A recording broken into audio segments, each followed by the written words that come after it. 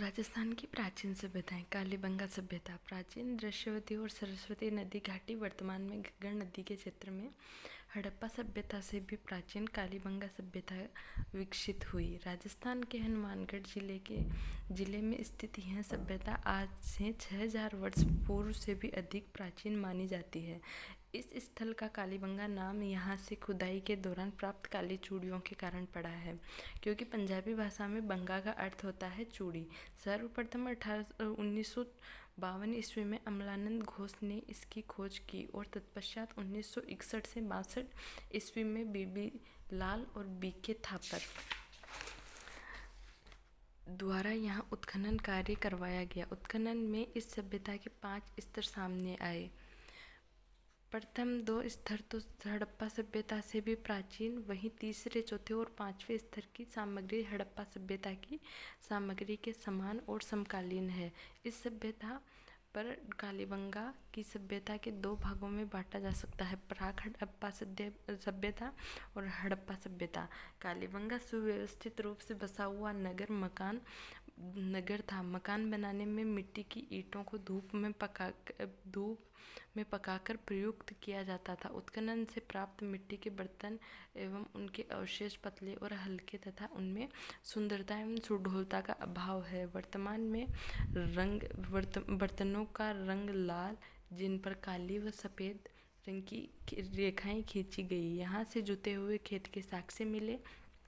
ऐसा अनुमान है कि लोग एक ही खेत में 2 फसल उगाते थे। कालीबंगा से मिले कब्रिस्तान से यहाँ के निवासियों के समाधान पद्धति की जानकारी मिलती है। साथ ही एक बच्चे के कंकाल की खोपड़ी में 6 छिद्र, जहाँ से मस्तिष्क के शोथ बीमारी के इलाज के प्रमाण माना जाता है। यहाँ से प्राप्त खिलौने, बैलगाड़ी, हवन कुंड, लकड़ी की नाली व बेलनाकार मुहर का हड़प्पा सभ्यता से अपना विशिष्ट स्थान है।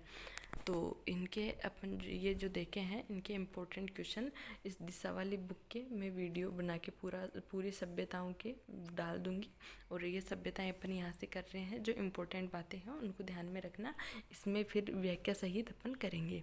फिर अगली सभ्यता है आहड़ सभ्यता। उदयपुर शहर के पास बसने वाली आहड़ नदी या आयड़ नदी के तट पर बसे आहड़ के उत्खनन के फलस्वरूप 4000 वर्ष पुरानी पाषाण धातु युगीन सभ्यता के अवशेष सामने आए। यह सभ्यता एक टीले के नीचे दबी हुई प्राप्त थी, जिसे धूलकोट या धूल यानी मिट्टी का टीला कहते हैं। सर्वप्रथम 1953 में यहाँ अक्षय कीर्ति व्यास एवं उसके बाद रत्न चंद्र अग्रवाल एवं HD सांकलिया के निर्देशन में उत्खनन का कार्य हुआ।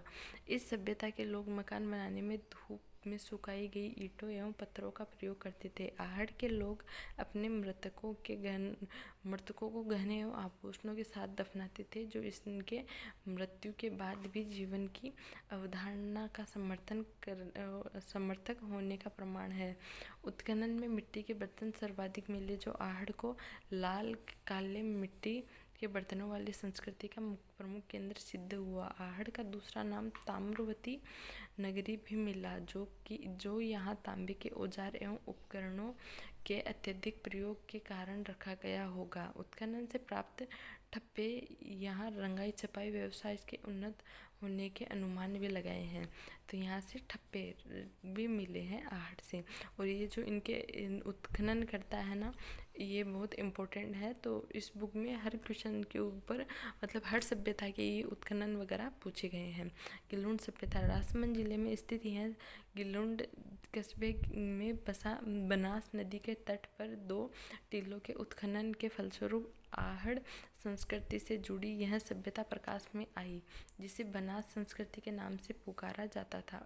1957-58 ईस्वी में बीबी लाल के निर्देशन में यहाँ उत्खनन किया गया। तत्पश्चात 1998 और 2003 ईस्वी के मध्य पूना के डॉक्टर VS सिंधे एवं पेंसिल्वेनिया विश्वविद्यालय अमेरिका के प्रोफेसर ग्रेगर पोशक ने निर्देशन में यहाँ उत्खनन किया। उत्खनन में ताम्रयुगीन सभ्यता के अवशेष मिले, जिनका समय 1900 से 1700 ईस्वी पूर्व निर्धारित किया गया है। गिलुंड से 5 प्रकार के मिट्टी के बर्तन प्राप्त हुए: सादे, काले, पालिशदार, भूरे, लाल एवं काले चित्रित मृतभांड। उत्खनन में मिट्टी के खिलौने, पत्थर की गोलियां एवं हाथी दांत की चूड़ियों के अवशेष मिले। आहड़ में पक्की ईंट, आग में पकाई हुई ईंट का प्रयोग नहीं हुआ।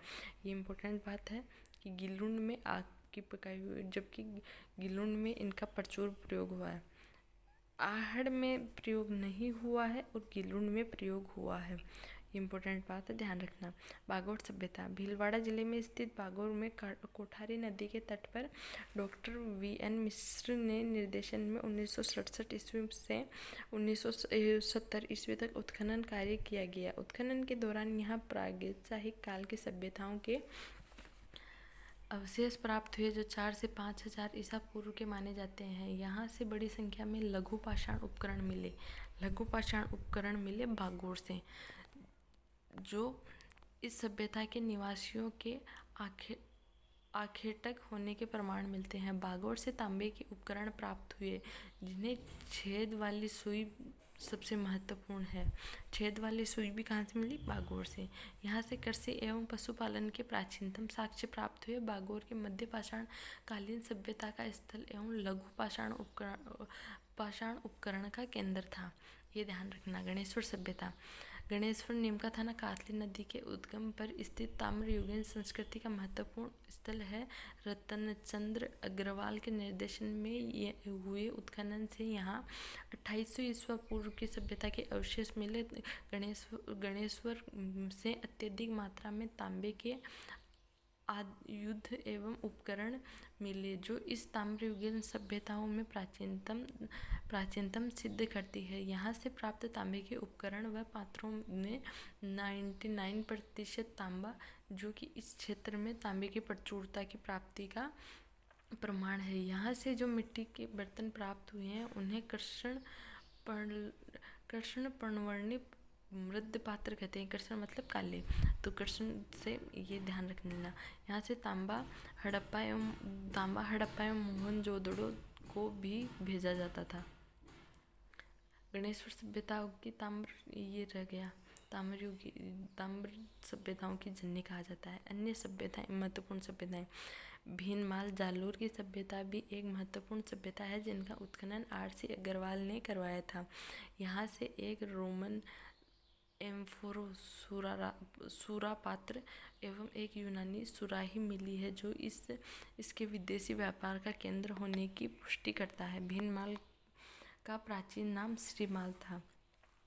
इसी प्रकार इसवाल उदयपुर से प्राक ऐतिहासिक कालीन सभ्यता के प्रमाण मिले हैं। यहाँ से समृद्ध लोहे उद्योग के साक्ष्य प्राप्त हुए हैं। प्राचीन मत्स्य जनपद में स्थित बेराट बीजक की पहाड़ी, भीम की डूंगरी, महादेव जी की डूंगरी से हड़प्पा सभ्यता एवं मौर्य काल के अवशेष प्राप्त हुए हैं। दयाराम साहनी, नीलरत्न बनर्जी, कैलाश नाथ दीक्षित जैसे विद्वान इसका उत्खनन से जुड़े हुए थे। बेराट से एक गोल मंदिर व अशोक के स्तंभ के अवशेष प्राप्त हुए हैं। बेराट के समीप अशोक के भाब्रू अभिलेख प्राप्त हुआ है, जो अशोक के बुद्ध धर्म का अनुयायी होने का सबसे पुख्ता प्रमाण माना जाता है। बालाथल उदयपुर में प्रोफेसर वीएन मिश्र ने निर्देशन में हुए उत्खनन से एक ताम्रपाषाण कालीन सभ्यता प्रकाश में आई। बालाथल उदयपुर।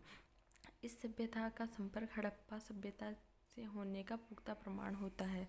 इन महत्वपूर्ण सभ्यताओं के अतिरिक्त हमें रंगमहल, हनुमानगढ़, ओजियाना, भीलवाड़ा, नगरी, चित्तौड़, बरौर, श्रीगंगानगर, तिलवाड़ा बाड़मेर, जोधपुरा जयपुर, सुनारी झुंझुनू, नोह भरतपुर, नगर टोंक आदि प्राचीन सभ्यताओं के अवशेष भी प्राप्त हुए हैं। राजस्थान में आर्य संस्कृति का प्रसार हड़प्पा सभ्यता के पतन 1800 ईस्वी पूर्व के आसपास के बाद भारतीय इतिहास में वैदिक सभ्यता का समय प्रारंभ होता है। इस सभ्यता के बारे में जानने का प्रमुख स्रोत चार वेद है, इसलिए इसे वैदिक सभ्यता कहा जाता है। राजस्थान में इस सभ्यता के अवशेष अनूपगढ़, तरखानवाला डेरा व चक 67 से मिला है। महाकाव्य काल में राजस्थान के आर्यों की अनेक बस्तियों के उल्लेख मिलते हैं। रामायण से ज्ञात होता है कि राम रावण युद्ध के समय जब दक्षिण सागर से अनेक ऊपर सेतु बनवाए स्वीकार नहीं हुआ, तब भगवान राम ने इसे भयभीत करने के लिए खींचा हुआ अपना मेघ अस्त्र राजस्थान की ओर फेंका था, जिसे यहाँ समुद्र में मरुस्थल हो गया। यद्यपि आज वैज्ञानिक युग में इस कथा को स्वीकार नहीं किया जा सकता, किंतु रामायण में रचित रामचरितमानस में प्रमाणित किया जाता है।